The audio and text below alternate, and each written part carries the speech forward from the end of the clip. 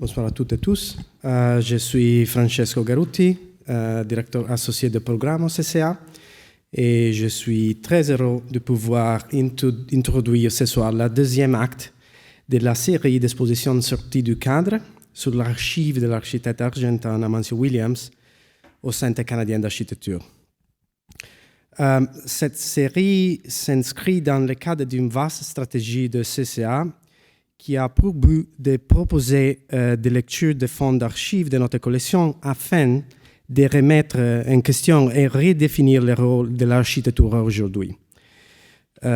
Pour les projets sortis du cadre, nous avons invité 3 commissaires à explorer une partie spécifique du fonds d'archives Amancio Williams et à produire 3 expositions ou livres et une table ronde qui ouvrent des pistes d'investigation inexplorées et des nouvelles interprétations critiques de ces archives.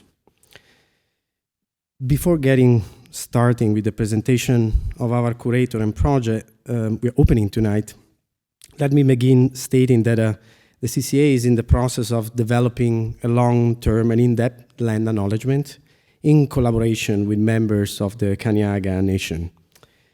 We also recognize the many nations who are the original inhabitants and caretakers of these lands and waters, which is now home to many diverse First Nations, Inuit, and Métis people.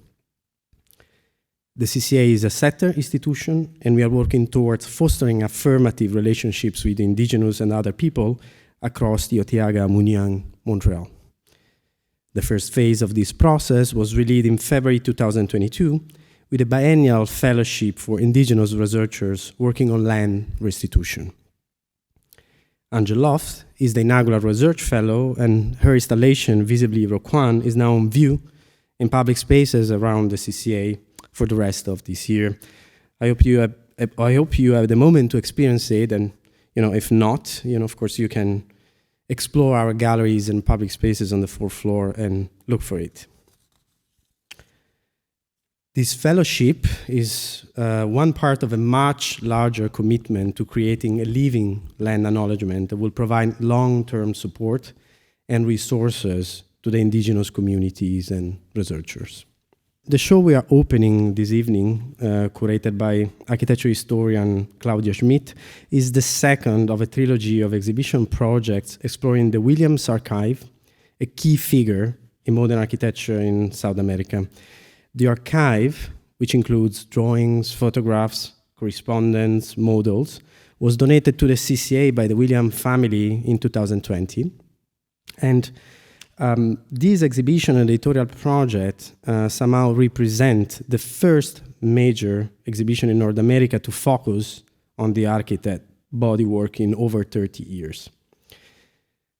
Heavily influenced by figures such as Le Corbusier, Williams operated throughout his entire career with the attempt and the high aspiration of driving and guiding a city and an entire country towards new forms of modernity.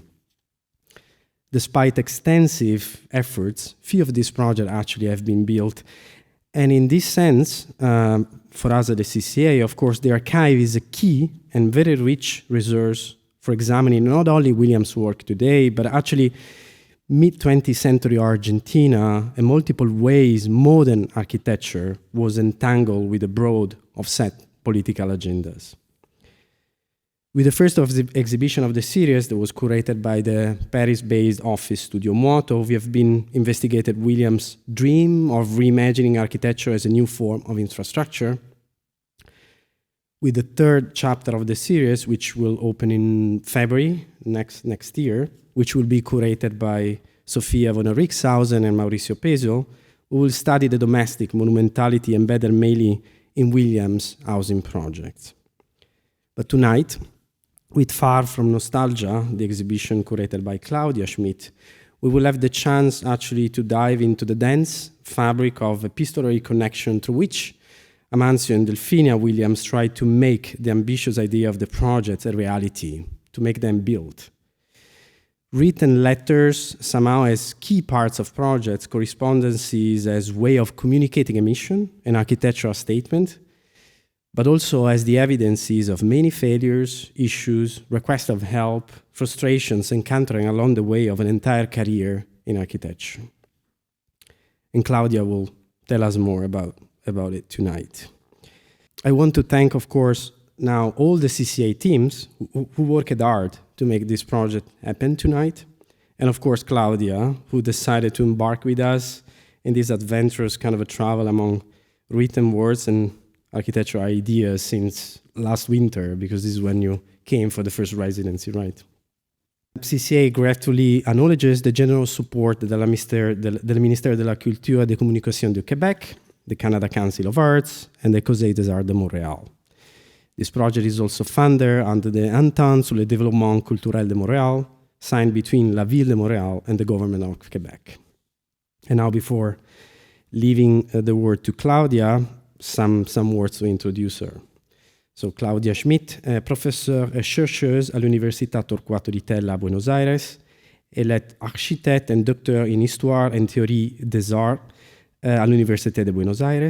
Elle a été membre du comité de rédaction du journal Block et du comité consultatif du Museum of Modern Art New York pour le catalogue de l'exposition Latin America in Construction, Architecture 1955-1980.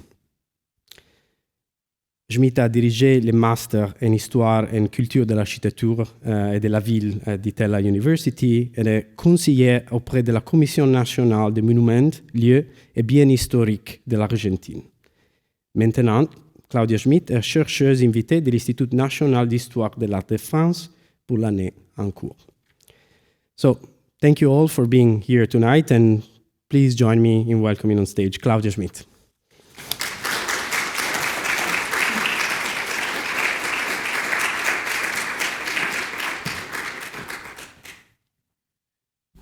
Hi, everybody. Thank you very much. Thank you, Francesco. Welcome to Spanglish Talk. I hope you get it. I want to begin by expressing my gratitude from Argentina at the Universidad Torquato di Tella to Martin Uberman and to Marcelo Faiden. I want to thank them for proposing to me to be part of this adventure. To my mentor, Jorge Francisco Lerner, and to Luis Muller, who is the expert in Amancio, and also a very close friend. But I want to say that this is the real curatorial team.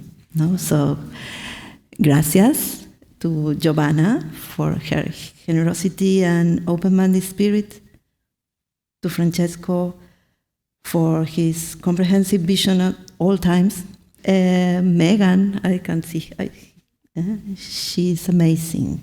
I'm very impressed by her quality and her work and his intelligence and creativity. To Anna, who was helping us when I was here in February, and all the people in the backstage, to Catherine Jacob for the archive processing, to the graphic design team, to Anne and Sebastian from the design team, to the conservation team, Emily and Daphne, to the people in charge of the installation, Catherine, Michael, Marie-Hélène, and Philippe, and to Albert Ferrer for the translation. So I'm so happy to be here. I confess I can't believe it. But let me share with you some impressions. My first time in Montreal only a few months ago was on February the 3rd.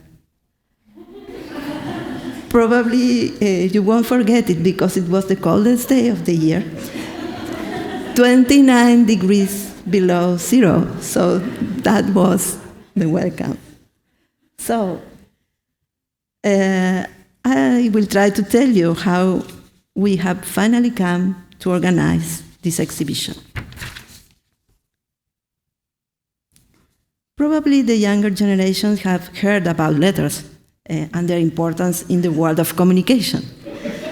A letter means, for example, writing it by hand or on a typewriter. It is almost a literary genre. It has rules for composition, a heading, date, address, signature. But the letter makes sense when it is placed inside an envelope. And the envelope has to be taken to the post office. And the postage is calculated based on distance, speed, and weight. But in the present days, such a ceremony refers to an increasingly distant past. It evokes nostalgia. In these terms, it is a word that no longer exists. In any case, very few analogies remain in emails, which are also becoming less common, replaced by WhatsApp and chats. In the case of architecture, it is more common to focus on plans, photographs, and published texts, whether they are critical or theoretical. The point is that Amanzio's letters are part of his architectural project. His projects are composed by drawings, plans, models, and letters, and following the course of his correspondence allows one to understand his main dilemma, bringing them to life. From the beginning of his career as an architect, by the beginning of 1940s in Argentina, he built an international network of relationships with two goals: to showcase his design and endeavor to have them built. I want to build anywhere. That's a statement you find in most of his letters. And for example, in this case, you understand that he's going to be in the United States. He wrote nice stuff. So many people to explain that he's going to the United States. Simultaneously, he focuses on mass dissemination through newspapers and magazines. In contrast, through the rest of his letter, one can trace the development of his theories. The fundamental axis of his ideas were concentrated in a series of principles that he upheld over the time. He was convinced that the purity of forms granted spatial quality, and that architecture should contribute to transforming urban culture to lead humanity towards a new way of life in cities, ecological, sustainable, and in harmony with nature. Throughout his life, Amanzio upheld these principles, theories, and urban visions through these three projects that you are going to see, or we shall see in the show. The hall for plastic spectacles and sound in space, the suspended office building, and housing in space that turn into the city that humanity needs. So, let's go and see what happened when we take the letters out of the box, literally. One box.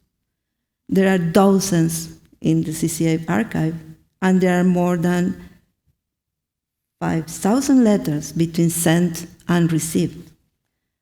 One of the earliest examples of the exchange was with Claudia Shmidt from the Architectural Forum between 1945 and 1947. Over almost 2 years of letter exchanges, Amanzio sent them a lot of visual materials and articles. Here, in this letter, Claudia explained to Amanzio that Forum Journal is going to redraw his projects, and that the space in the journal was going to be defined by the editors, of course. And Amanzio gets angry and wants them to only publish his original, because he considered that if not, they would lose their innocence, their ingenuity, he said. After 2 long years later, Amanzio's words occupy just less than 1 page in an issue dedicated to Latin America, so it's not always what he wanted to do. But how did Amanzio's letters look like? For example, here is a list of materials sent for a Japanese publication. This is another letter, a family photo. maybe this one, we don't know, but imagine, in a professional portfolio, a family photo. We don't know why. So, I propose to all of you to do the reverse exercise with me. Let's imagine that we receive the box, we receive a letter from Amancio. What is inside that box that Amancio sent to us? For example, for the suspended offices, he sent a detailed list of photographs, blueprints, copies, and, for example, this handmade book, Work A, Work B, 2 variations of the suspended offices building to be constructed in stages according to the initial investment. So, imagine 1 kilo, 1.5 kilo of this, with a manifesto, an early critique to the contemporary city. This is, of course, the city that humanity do not need. And photographs, you see he took photos in illustration paper. He prepared 3 different items in Spanish, French, and English. We think that there were almost 10 of these handmade books. And this is, for example, one way to show this building. This is the version with less money. And the final, for example, collage. But not always things happen as Amancio wants. If you pay attention, it was published upside down. So let's continue looking what else is inside the box. And please appreciate here the magnificent work that the conservation team did with this that you are going to see in the show. This is a sort of a folder, no? And anyway, for the whole 4 plastic spectacles, the collage was more sophisticated. Dossiers, covers, photomontage, different backgrounds. And you can see here that the dossier was part of the project. He explains, he prepares these folders. Here is an indication, technical observations about acoustic surfaces, for example. And you can see how he prepared all this dossier with the different elements that he had with different backgrounds. And these are some of these you could see in the show. But pay attention here. He says, ojo, no? Be careful. No? He says, it is preferable to raise the tone a bit before the lines get lost. Some recommendations for the publisher. This kind of observation, together with the translations, were made probably by Delfina. The translations, definitively, she made that. No? This is, for example, the dossier or complete. But Delfina, his wife, architect, and a colleague for a few years, the first years of his career, he said something like this, no? This translation being made in a great hurry and by a person, neither English nor American, errors may surely be found. The translator will be grateful, so do I, for any correction which can improve his work in any sense. And this is signed by the translator. The translator is Delfina. This type of interesting materials were sent to be published, but especially to politicians and benefactors. The case of Hilary Bay is emblematic. Amancio sent some letters to Simon Guggenheim. He introduced himself as the son of Alberto Williams, a very important musicians and composers, who received him in Buenos Aires. And Amancio asked him to show his works to Frank Lloyd Wright and offers them to him, to Guggenheim, for the collections. As you will see in the photographs, here, imagine the package sent. No? This is Obra A, Obra B, the book.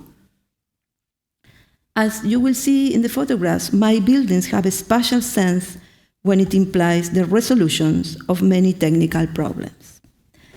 But Megan warned me that Simon Guggenheim had passed away in 1941. So, a few years later, Hilary Bay, the director of the museum, you see Museum of Non-Objective Painting was the first name of the Guggenheim Museum. So she answers this: I know how very, very difficult it is to promote anything unheard of, and unfortunately in the United States, people are taxed to such an extent that no wealthy man today can support anything cultural. So that was the answer. So poor Amancio. So you will see other examples like this in the exhibition. For example, the letter written to Rockefeller, and it begins saying, I know you are planning to visit Buenos Aires, so be careful with me. Or when he went to Peru to see the president, and the president, Belaúnde Terry, was also architect, so querido Fernando, not dear president, no? He offers to build the houses in space. Or when he offered Jackie Kennedy to build a memorial. So, anyway, due to the weight and quantity of these items, and some letters say to facilitate their publication, he ships them by sea.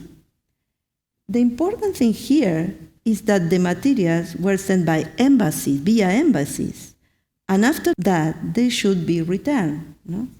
As soon as we have finished with the above materials, we shall not fail to return them to you. This was for the Japanese publication. In contrast, the letters to his colleagues were different.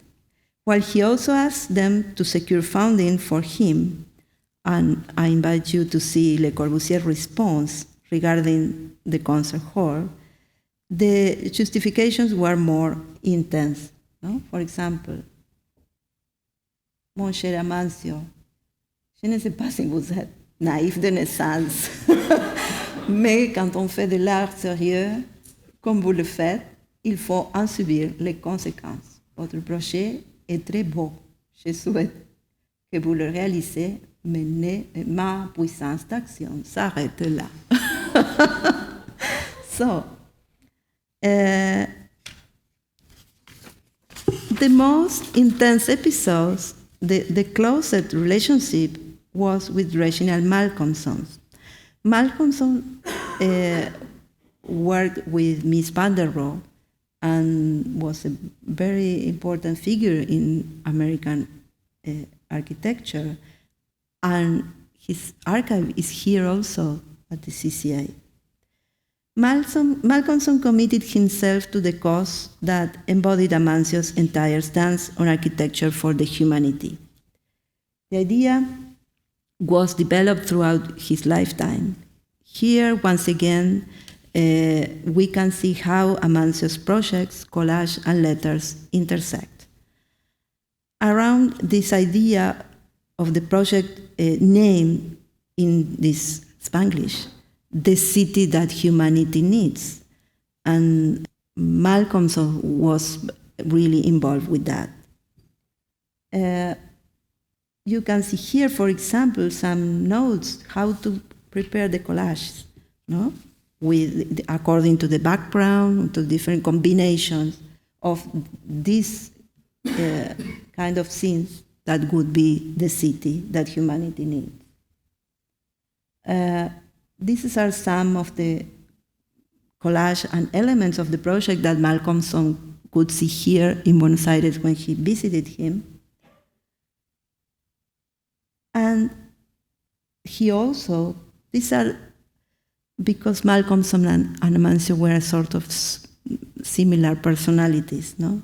And Malcolmson also sent him dossiers and boxes with material. These are Malcolmson's letters sent to Amancio that are in Amancio's archive, no?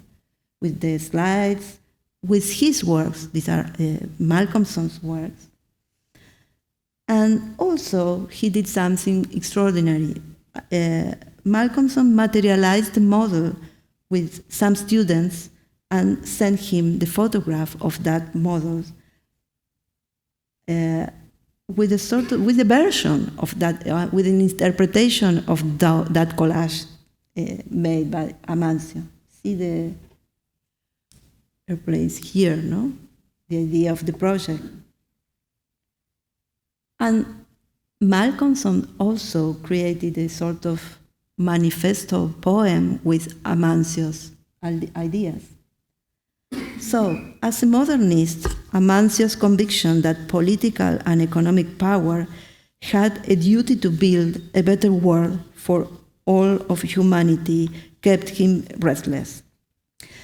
This set of values was present throughout his life and explains some of his timeless and placeless projects. In political terms, it's important to consider that Amancio spent almost his entire life under democratic governments, more or less populist. Governments arose from weak democracies or military dictatorships in Argentina. Only the last 4 years of his life he lived in a democracy. So he was not an active member of any political party. Actually, he tried to be a cultural activist. These circumstances may partly explain his difficulty in dealing with the state in general, and certain naive trust in the people he contacted that he had systematically disappointed him. Sometimes he realized of this dramatically, as we can see in the letter he wrote to Frampton. I need help, Frampton. To conclude, I would like to read an excerpt from a letter sent to Oscar Niemeyer. It has no data because these are copies, but maybe at the beginning of the 60s, with the aim of creating a Pan-American Association for the Construction of Modern Works. He says, society must have the means to carry out remarkable examples. It will have to make possible the test we need today for the life of humanity and for the peaceful development of mankind. Just as at this moment, humanity is spending fabulous sums and efforts on missile tests for military purposes by the countries that currently possess the strength, it is logical to admit that America should unite to make a similar effort to bring harmony, well-being, and beauty to humanity. Under the circumstances of the current world, his ideas regain enormous relevance. The selection of existing documents in the CCA aims to highlight his persistence in achieving the construction of his work anywhere in the world. Reading Amancio's correspondence today is an invitation to consider the relevance of his ideas in the face of the colleagues of contemporary architecture. To conclude, go back. Huh? Let's return to the first day of the meeting and how we get to this point. The first impact was relaxing for me. This was literally the beginning. All these things out of the box, no? And this is an original Francesco. We need to. This is the curatorial design. So, far from nostalgia, I invite you to discover all those things we found inside the box and that this magnificent curatorial team has taken out of the box. Thank you very much. Thank you so much. I was wondering, first, to what extent you were familiar with the work of Amancio Williams before you were even invited by the CCA to participate in this out of the box? And secondly, if you had other intuitions or other, I don't know, let's say preconceived ideas before starting the project, which were different from the correspondence, let's say. How you happened to want to consider the correspondence as a main object of research? Well, of course, in Argentina, Amancio is in general a symbol of dreaming, of art, and everybody would like to be like him, but nobody wants to. Everybody wants to build, so it's a very it's a figure a little bit contradictory in that way, but he's in the sort of he's in the sky, literally. I haven't studied, especially his life. Of course, I know him through my activity as a teacher, my lectures and so on, but I didn't do research, especially on him, about him. But when I came here, I knew that the letters were a lot. Because I am a close friend of Luis Müller, who did his dissertation, and so I heard a lot of things. We talk a lot, so I knew that, and I didn't imagine this. I didn't know about this collage and what a letter. It's not a letter. It's a, I don't know. It's a box. It's a package, you know, and all the time, and the obsession in keeping, because you are going to see the letters he sent to other people are copies. Sometimes he sent the handwritten, and the copy was taken by Delfina, for example. So he has this sequence that is extraordinary, but not so common to have the whole, the letter sent and the receptions and follow the whole story. That was amazing. And then we trying to make, I don't know, we separate 200, I don't know how many letters we saw. Thanks to that extraordinary Excel you saw. That Excel was prepared by Claudia, by his son and his daughter. That's a magnificent work, because you have who is the sender, who received it, and a few lines about the content. So it made easier to pick up some, but of course, a little bit of, I don't know, luck. It was, I don't know, I made like this, and let's see. But what I found in that corpus is that he wrote during his whole life mostly about these three works, because he did, for example, he was the director of the construction of the house of Le Corbusier in Buenos Aires, the Casa Curuchet. He never talks about that because, of course, his narcissism, I think, it wasn't his project. And he also did other little works. But for example, there are very important other works that had a huge reception, like the hospitals, but he doesn't mention the hospitals in the correspondence because he wanted to build for the humanity.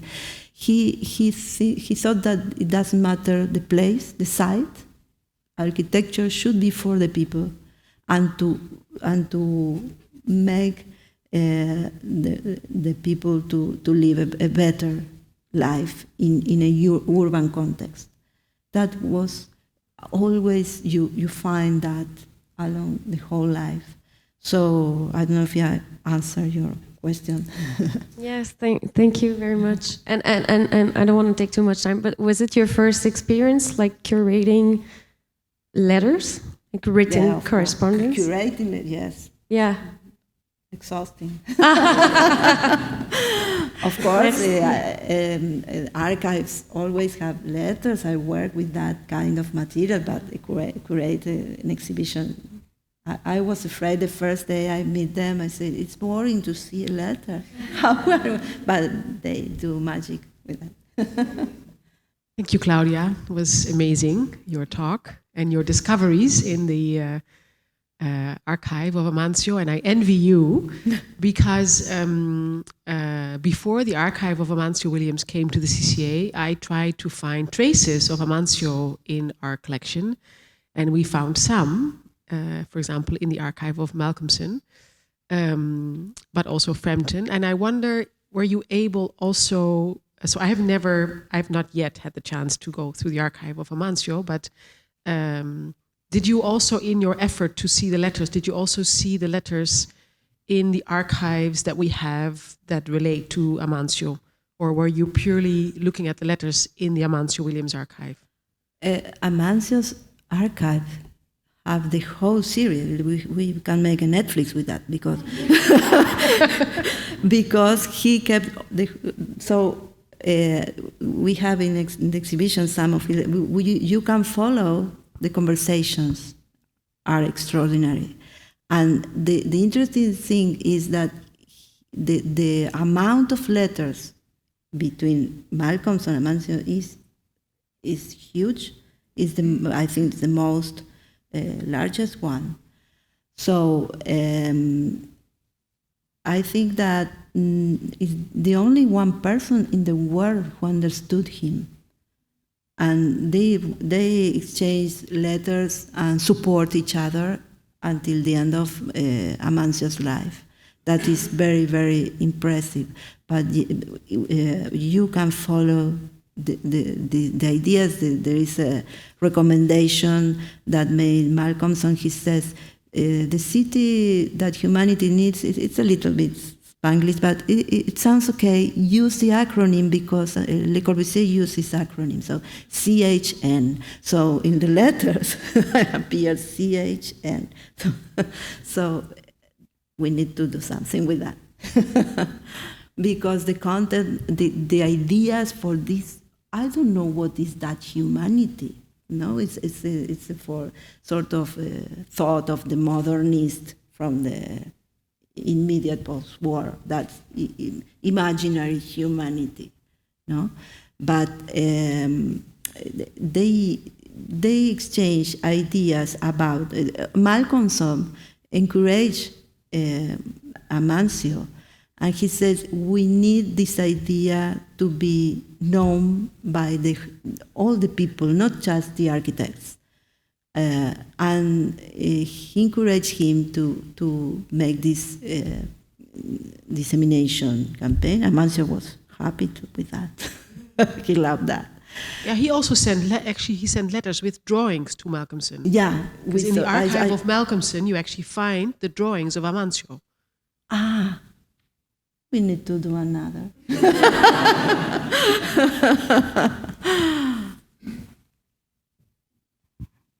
Hi. You have read all the letters, which is impressive. I mean, 5,000 letters. No. 200 and I am alive, but... No, but I'm wondering... It's only the first part of the series. Okay. But would you be able to... What kind of idea you have about the psychological profile of Amancio? No, I'm just kidding. I'm not kidding. I mean, he could maybe have become a writer. I don't know, because he's an architect and he was so disappointed by the people refusing his project. And how can you? He wanted. What kind of profile you have of him? Reading all those letters and trying again and again. To go to psychology school, but I think that we architects are a little bit like him. we want to build, or at least no. I think that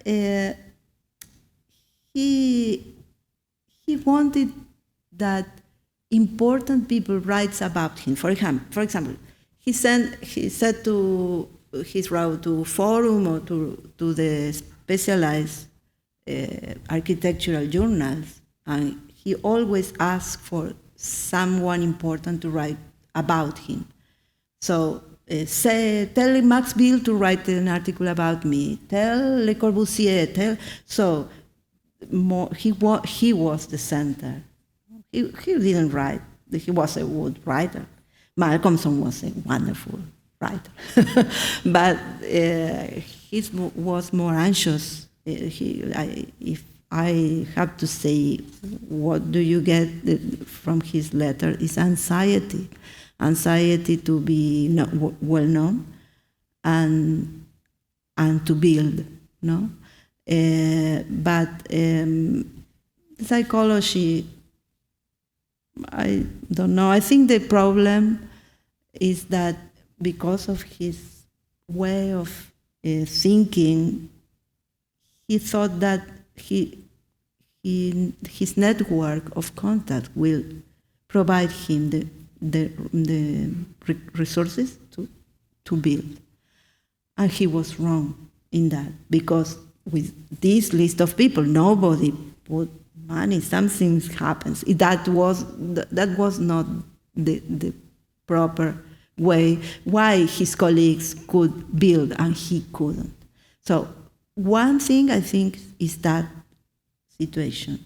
And the other, when he had the opportunity, he was so obsessive that he never ended the project. The hospitals, for example, was a project that he took him 3 years. It was a project committed by the government. In 2 years, a colleague of his, Mario Roberto Alvarez, built 7 little hospitals all over the country, with encargados,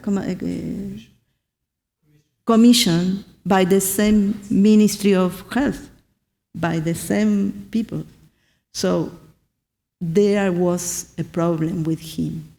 And of course, his artistic authority. No? For example, there is one of the cases of a house committed by a very important family in Argentina, the Tella family.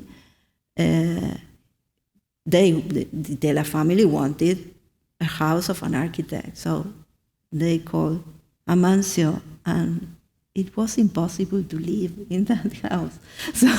So then they called Clorindo Testa, the other well-known architect. It was a little bit more possible to live in a Testa house.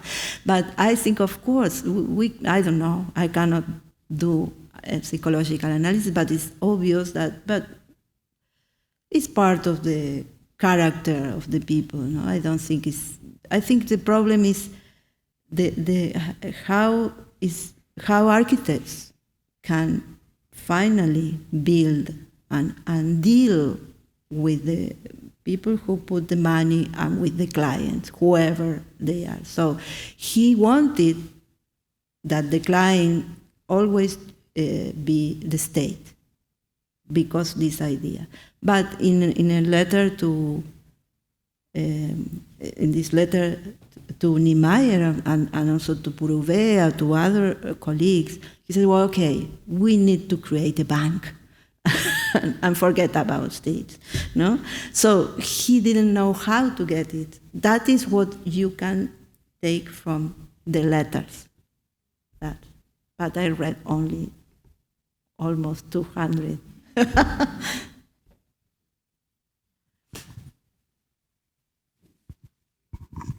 Thank you, Claudia. Just continuing with this psychoanalysis, but what explains then the fascination of popular media with Amancio? So the fact that, newspapers and magazines that are they publish. He was a Hollywood actor. He was so. I don't know if there are some records, and he was tall. Handsome, and you see the photographs, he's always young and modern, and he worked a lot to be on the media. No, he all the time wanted magazines for a very honest principle to do this. Whatever it is, the city that humanity needs, because the project is a difficult thing, no? It has problems of scales, but and also, if I didn't do that, but just with a quick look, the model that prepared Malcolmson is not the same of the same project, because it was impossible because of the scale, but.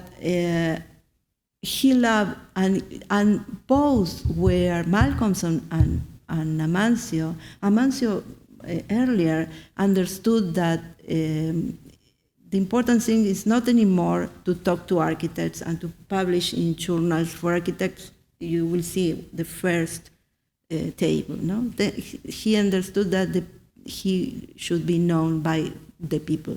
That's why Malcolmson says to him, CHN, the people will remember this easily. No, I think that, but he loved camera. Again, following still the line of the team. No, I have the feeling that also one of the kind of a very interesting aspect of your research that I personally also discovered through your readings is the fact that in the end we are talking also of a figure that hasn't been officially teaching. No, he hasn't been teaching. Of course there were cohorts of young architects and fans and figures close to him, but he hasn't been officially teaching.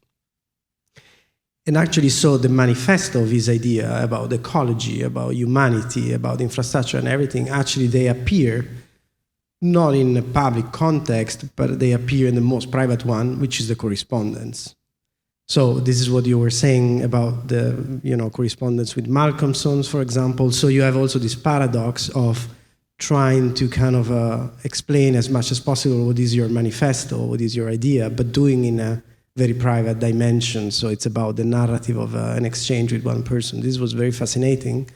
And I think it's also part of this contrasting dimension of being a super public figure that at one point tries to be on the media because it was a way to maybe reach that possibility of building or just being also a popular star.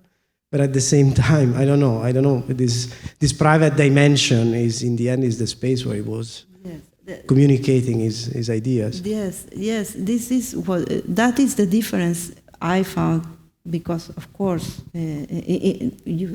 one who worked with, I have opportunities to work with several archives, and you always have letters, but this amount of letters and the intensity of these letters, I found this theoretical part when he explains what he's thinking about it. When he explains the project, the explanation of what is he sending, he is not just saying, well, I send you 5 photos, 2 plans. No, he explains, and you see the dossier are explanations of his theoretical ideas, and say you need to see this in my project. So that are the letters, because not only the articles are more than what is published in the articles. Yes, it's very it's not so common that,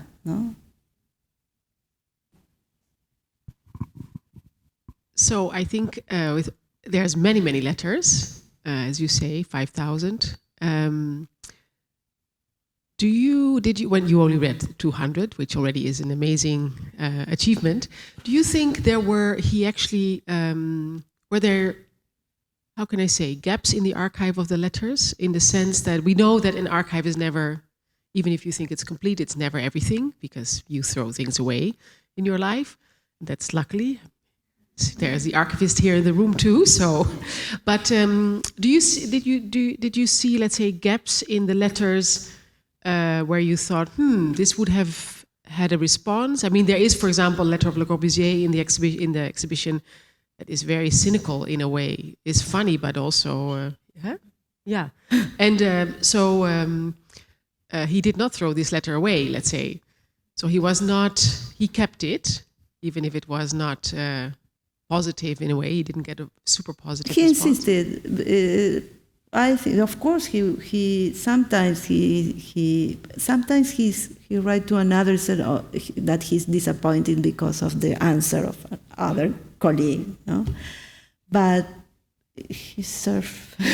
But do you think it is fairly complete, the collection of letters, or do you think there are things missing and significant? I'm not thinking of 1 or 2 letters, but are there significant parts missing that he did not keep? Could we imagine the letters to be 10,000?